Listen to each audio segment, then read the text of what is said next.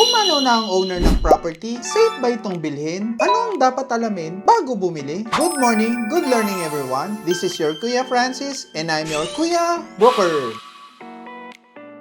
Question of the day. Kuya Broker, may nagustuhan po kaming property. However, pumanaw na daw po yung owner na nakapangalan sa title. Okay lang po ba bilhin ang property? Mga ka-property, pwede pong bilhin ang property as long as nagkasundo po ang lahat ng heirs or mga tagapagmana. So here are my tips para safe po sila. Number 1, i-meeting po natin ang lahat ng tagapagmana. Kung may authorized representative, make sure po meron po siyang SPA. During the meeting, tanungin po natin kung naka-execute na po ng extrajudicial settlement ang lahat ng tagapagmana. Ano po ang presyo at iba pang terms. Tanungin din po natin kung sino po ang magbabayad po ng estate tax at capital gain tax. Lahat po ba ng tagapagmana ay buhay pa at kung nasa Pilipinas po para po pumirma. And lastly, tanungin po natin kung sino po ang magbabayad ng heirs bond. Panoorin niyo po sa aking next video kung gaano po kaimportante ang heirs bond. Number 2, ask for a copy of title and tax declaration and get a certified true copy to make sure wala pong encumbrance or mga claimant. Number 3, kung claim title po, mag-request po tayo ng PSA copy ng death certificate, valid ID at tax identification number ng owner na nasa title. Mag-request din po tayo ng PSA copy ng mga birth certificate, valid ID at tax identification number ng mga heirs or tagapagmana. Number 4, magpagawa po tayo ng extrajudicial settlement with sale sa isang broker or mas maigi sa isang abogado. Kung may hindi po available para pumirma, kailangan po meron po tayong valid SPA. Kung may pumanaw na sa tagapagmana, ang naiwan na anak at asawa ang magre-represent. At dapat din po pumirma sa extrajudicial settlement with sale. Kaya mga ka-property, willing po ba kayo bumili ng property na pumanaw ng seller? Isulat naman po ang inyong kasagutan sa comment section below. Lamang po ang may alam. For more real estate tips, please continue to watch